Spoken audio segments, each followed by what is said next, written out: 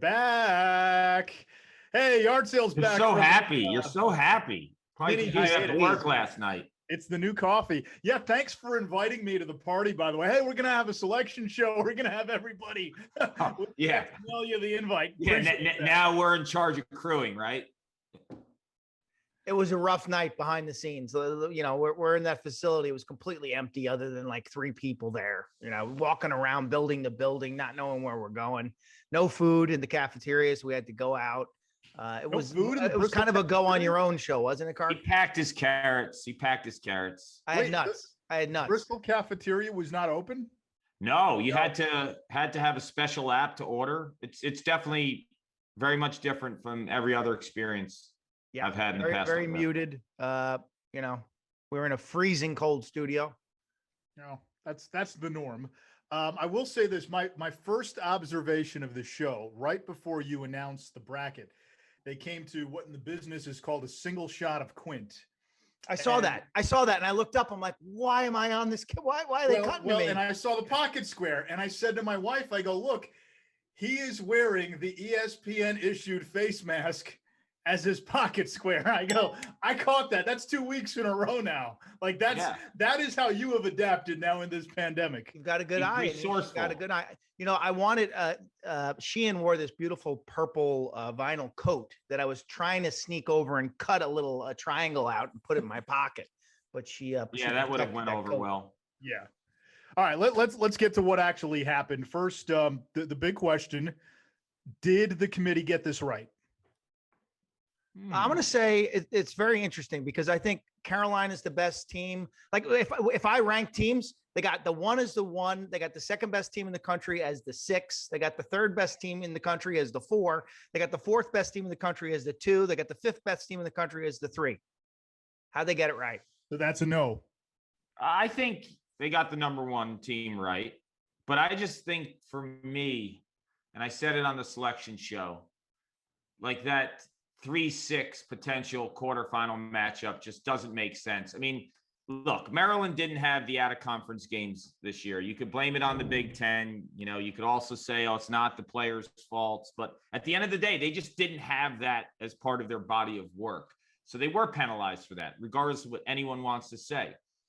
With that said, running the table in the Big Ten, and maybe that conference is a little bit down from years past, but we don't really know because those teams didn't play out of conference. To go undefeated and win that conference and to go on the road when potentially you were in consideration for a 1 seed to play maybe the best team in the country who's a 6 seed at their place, that was I don't think that's an indictment of Maryland. I think the issue is Georgetown jumping over Notre Dame. That's the issue. Not Maryland's 3. And I don't think the committee ever struggled with that. I think Maryland's a firm 3. I think a lot of fans are upset that Maryland's a 3. I'm with Quint. If Carolina's the 1, there's no way Duke can slide to a 3 because it's negligible, the difference in their resume. So if UNC's 1, Duke is 2. If UNC was 2, then Duke is 3. So you weren't going to have Maryland split Duke and Carolina. It was either going to be Maryland was going to be a 1 or they were going to be a 3. They put them as a 3. Had Notre Dame been a 5, now Maryland is probably facing either a Georgetown, Denver, or Lehigh in that 6, 7, 8 game, or in that 3-6 game. More importantly, you're playing your quarterfinal in Long Island, and again, I have THC-free coffee that I'm drinking these days. Okay, it's like CBD coffee. Like, what are you drinking? If you think Georgetown objectively is better than Maryland or better than Notre Dame, there aren't 5 teams in the country better than Notre Dame. There may not be 1 team in the country better than Notre Dame. What about snubs? I mean, you could say snub-wise, this is my opinion. Army really lost out by no Patriot League championship game between Loyola and Lehigh. I honestly think if Loyola loses to Lehigh, Army was getting in. There was 2 things I knew that were happening, okay, regardless of where the committee was going. The Patriot League was getting 2 teams, and I don't care what anyone says, the Big Ten was getting 2 teams. The Big Ten was getting 2 teams because even if Hopkins beat Maryland on Saturday night, they were in, obviously, getting the automatic qualifier, and then Maryland would have been at large. The Big Ten was getting 2 teams. The Patriot League was getting 2 teams. So by that game not happening because of the contact tracing for Loyola, that crushed Army in the end. In the past, when we've gone through this exercise, let's face it, they're not watching every game. We knew that.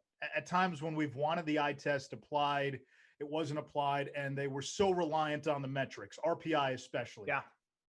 Did it worry you at all this year, the way everything unfolded, and with RPI essentially meaningless to a large degree, that, hey, some of these coaches, in the RAC, these regional advisory committees, might be able to hoodwink a committee that in the past, again, from our vantage point, hasn't paid the closest of attention? They tried. I mean, we heard from coaches who said the RAC members would talk about their league and say, we have a great league this year. We're deserving of 3 bids or 4 bids. And like, we watched the games and we're like, no, you're lucky if you get 1 or 2. They developed their own top 20. Okay. They took the RPI away. They took a poll from all the RAC members. They developed their top 20. The thing that stands out to me, though, Rutgers, Johns Hopkins became a top 20 team at the end of the year. Bizarre. So Rutgers gets credit for beating them twice. Okay. When they weren't the top 20 version that they became. When they were the out of top 20 version early in the season, Rutgers beat them twice. When the Hopkins got good, Hopkins actually beat Rutgers, but Rutgers gets credit with beating a top 20 team twice. Yeah, but here's the other deal. They talk about eye test mattered, right? And then they also said like early season games mattered almost as not as much. They did not give Army. They did not give Army as much credit for the Syracuse win. No. And to me, you can't say eye test matters and also say early season games count as much as late season games, because if eye test matters, let's be honest, it's what have you done to me lately? I want teams now. Yeah. Like Villanova, I thought looked like a really strong team late in the season. If you're watching you flip back and forth. That Villanova Georgetown game, I'm like, that's a much better lacrosse game than the one on the other channel. At the end of the day, for the most part, like committee did a really good job. Yeah. I'm not upset with the bracket. We have 75 teams in Division I, and Army maybe is the only one who's legitimately upset. That's not bad. You go to the conference level too. We had really competitive conference tournaments. I think we're in a good place.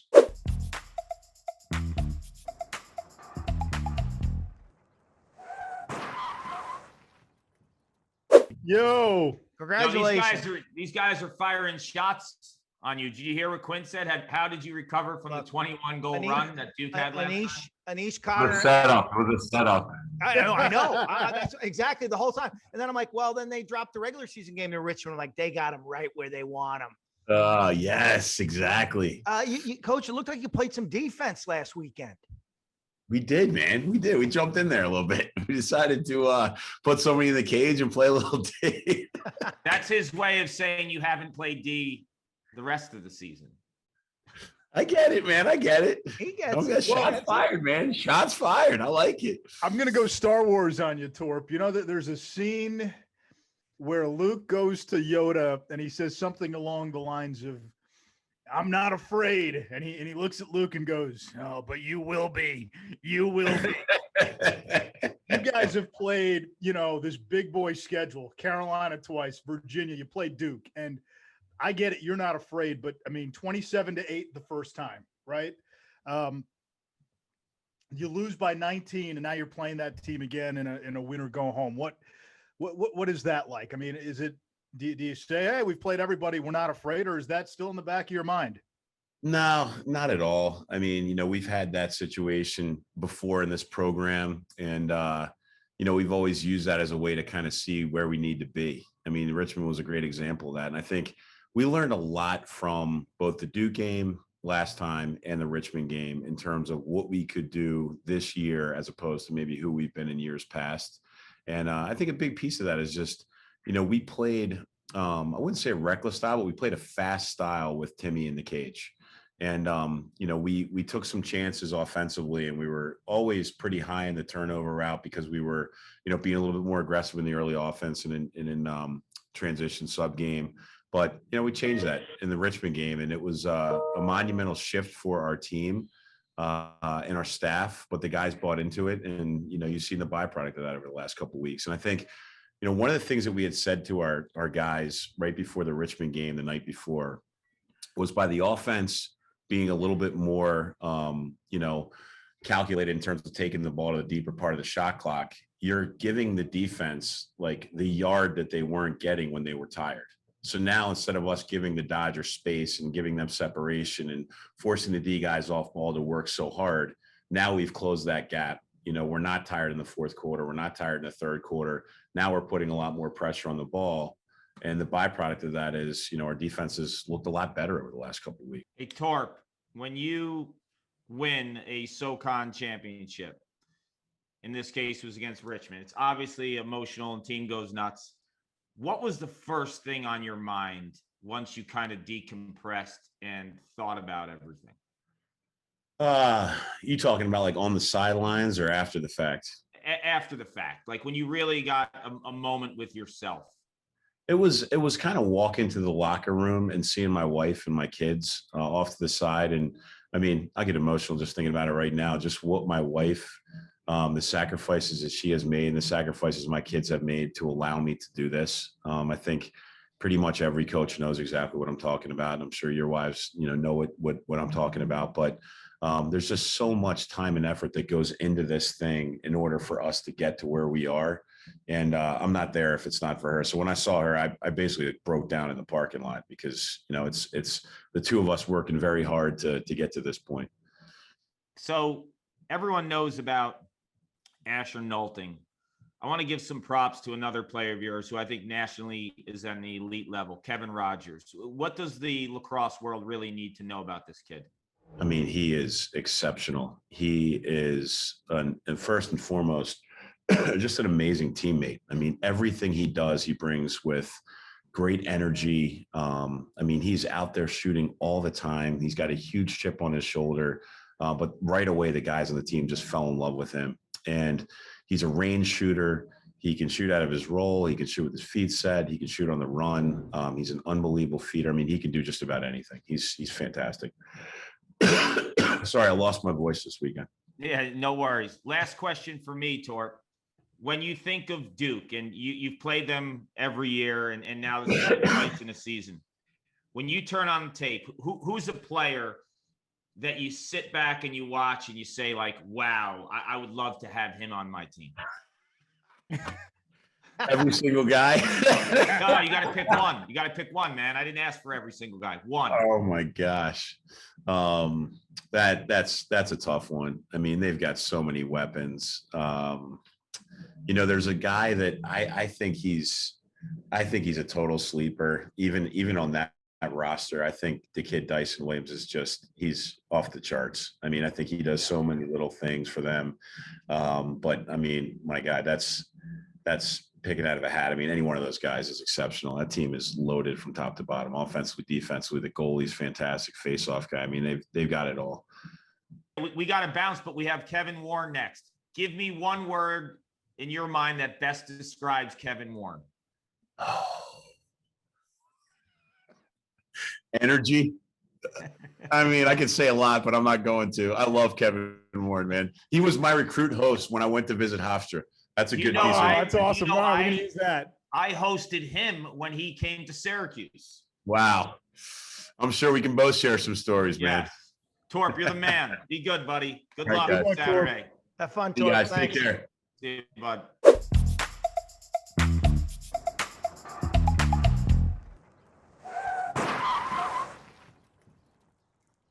Dude, how many Zooms you been on? Square up the whole shot, would you?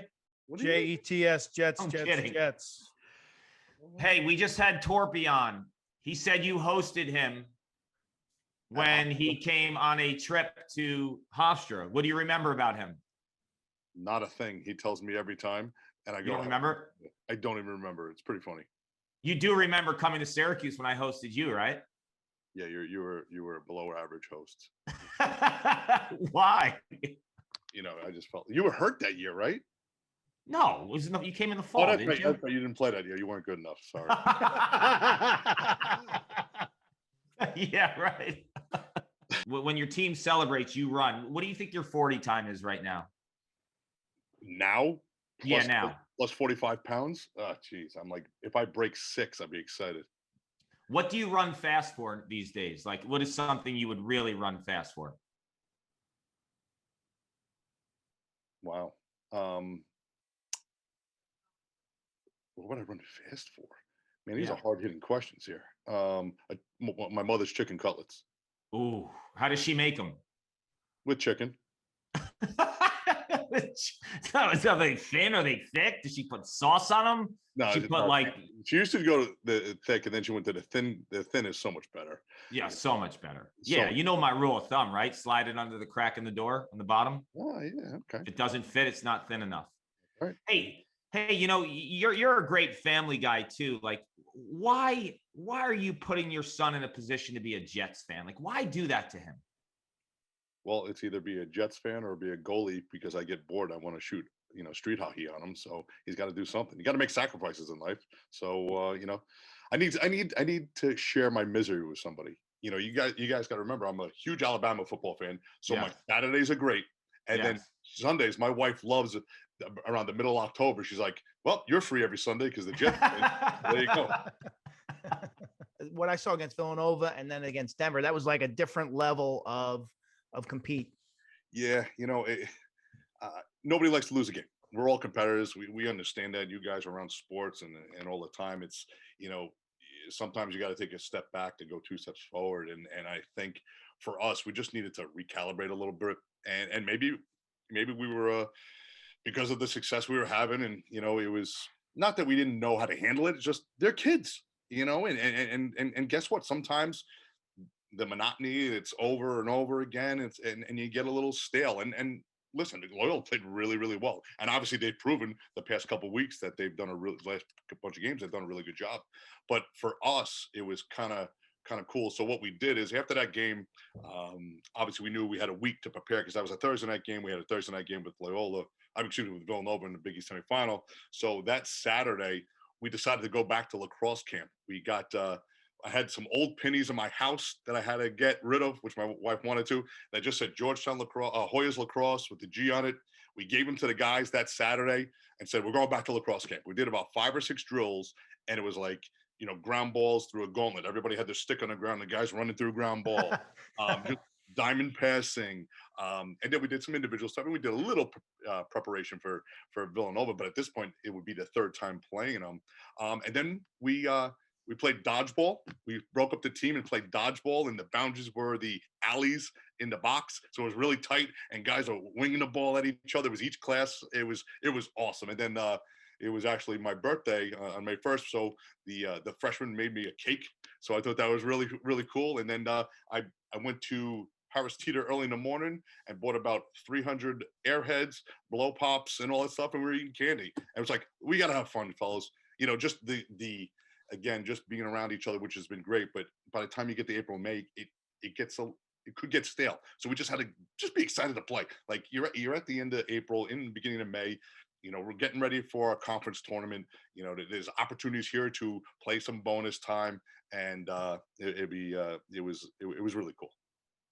Kevin Warren, head coach for the Georgetown Hoyas. They'll play Syracuse this weekend as the NCAA tournament begins. Thank you, Coach. Thanks, guys. Appreciate it. So as we work our way through the bracket, some historical context. The last 3 years, we haven't seen a ton of first-round upsets, to be honest with you. In the last 3 years, I think all the top 5 seeds have advanced past the first round. But as you kind of look at the field this year, we know there's heavyweights at the top. What are the games that catch your eye? I'll start with you, Kark.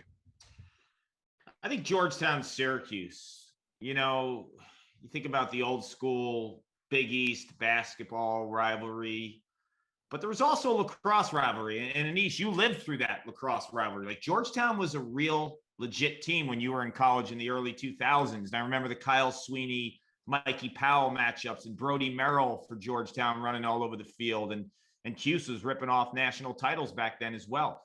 I think this game is interesting on a few levels.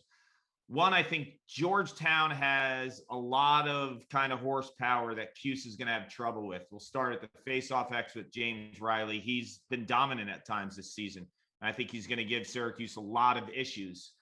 Jacob Fopp has shown flashes. He's been able to dominate guys like Peter LaSalle, but outside of that, he's been a little inconsistent. I also think Georgetown has what it takes offensively. They have a ton of assisted goals. TJ Haley's leading the nation in assists as a freshman. He picks apart teams. Syracuse's Achilles heel is off-ball defense. I think the Cuse is going to have their hands full in this matchup preseason. If you told a Syracuse fan they were playing Georgetown in round one, be like, all right, sign me up. But when you watch the tape and you see how both teams have gotten to this point, it's a big time concern matchup for Syracuse. And I think Syracuse has the players to make this game interesting, and it could be the best game of the weekend. Because, you talk about one freshman in TJ Haley. Well, Syracuse has a pretty good one in Owen Hiltz, who scored 7 goals against Robert Morris. I expect a higher scoring game. But at the end of the day, I probably have more faith in the Georgetown defense than the Syracuse defense.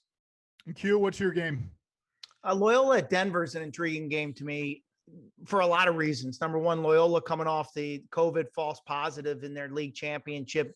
Basically, their season was lost, and now all of a sudden it's rekindled. And so I think that'll have some positive emotional impact on their performance. These two teams used to be in the same league. You go back to when Loyola won the national championship. I believe they played Denver 3 times that year, twice in the league, or maybe a league and then league tournament and then NCAA tournament. I think it was the ECAC. It was a long time ago. My mind is fuzzy. I think you're right. But Toomey and Tierney have a history. And if you study history, you remember a couple of years back, Towson went out to Denver and got a first round win. So it's possible. Denver's a little bit intriguing to me. I think on paper, their starting team looks really, really good. When you got an Ethan Walker, a Jackson Morrow, a Kotler, Jack Hanna's tearing it up, Alex Simmons. Penny Stock.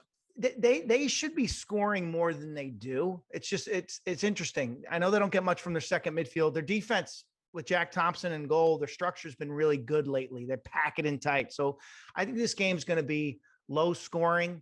I think Loyola will enjoy going out to the Mile High City. This is, very interesting that Denver actually hosts this. Yes, they are the higher seed, so all's fair in the world, but this is a challenging spot for the Greyhounds. I'm excited for Lehigh-Rutgers. A couple of teams, one of them is going to get off the schneid. Rutgers' first trip to the tournament since 2004. Haven't won a tournament game since 1990. Lehigh's never won an NCAA tournament game, and it's been a few years since they've been back. But there is a human interest element here, and that's the Kirst family. Steve Pulte in the Star-Ledger had a great story. It's been told a lot of times with Colin and Connor, both at Rutgers, both transferred. The goalie came over from Lehigh. I always get them mixed up. Is it Connor's the goalie, right? Colin's the goalie. Connor's the shooter. Connor shoots. And Connor, from Villanova, he shoots, as you said. And then there's another brother, Cole, who's at Lehigh. And they lost their father a few years ago. So for Michelle Kirst, the mom in the family, as somebody who lost a parent when they were young, I can only imagine the gamut of emotions. And to see all 3 of your sons or 3 of your 5 sons on the field playing together, playing in a meaningful game. And, Connor and Colin both transferring from their old schools to Rutgers, where their dad, Kyle, played, to honor his legacy. It's family. It's a medicine game. It's lacrosse. So many of the elements that we talk about that stitches this game and what it means is here. And you read up on Kyle Kirst, who played at Rutgers, was such a big part of lacrosse in New Jersey. I think of this from a family standpoint, from a medicine game standpoint. It's going to be neat to see those 3 brothers on the field getting to honor their father. And, so many times you say, well, hey, Colin played at Lehigh last year. Now he transferred to Rutgers. Like, that's not the story. That's not the story in this game. It's their dad and it's their family. And a lot of love and a lot of respect to that family. And I hope they get to enjoy the day, and well-deserved. Beautifully said, Anish.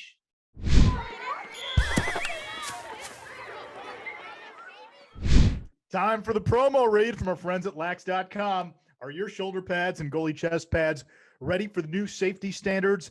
Lax.com has the largest selection of pads that meet the new Noxay ND200 standard and are SCI certified. To see all the new shoulder pads, visit lax.com/shoulder pads. What are you doing? What are you doing? I'm trying to make you proud. That's how you read it, right? That's the No, it's this. I don't cross my hands over. I'm like this. My something of the week / is the insanity of you two. No, it's the insanity of bracketology from the player's perspective. Okay. It's fun and interesting for people like us to talk about the bracket, to talk about the seeds, to talk about the paths.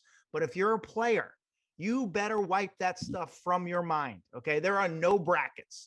There's one game. I remember when I was in college, we had to dig. We couldn't find the brackets. All we were told was who we were playing that week. So if you're a player right now, the only thing that matters is your team. You got a date. Is it Saturday or Sunday? You're going somewhere and you're playing somebody. And that's really all that matters, because everything else can change and everything else is out of your control. One thing, when I do look at these 16 teams, and I think it's fair to say, and you guys may agree with me, I think about just about every team on this sheet, if they play their A+ game, can win the game. Okay. It usually comes down to a team who plays a B effort and you're going to lose. And as the stakes get higher and higher, you better come close to that A+ game or you're not going to win. So the primary focus should be on being the best team that day in the stadium, playing your A+ game and blocking out all the noise. If this happens, then this happens. No such thing as a bracket. There's no guarantee that the Indy Schroffs are going to beat the Carcateras next week. And That's never going to happen. Up at Hofstra. Okay. happens all the time. You can't have an agenda in terms of, yeah, we were snubbed. Oh, we got the tougher draw. Oh, the travel's unfair. You combine all those excuses. And as my friend Spencer Lee said, excuses are for wussies. It's a 1-game season.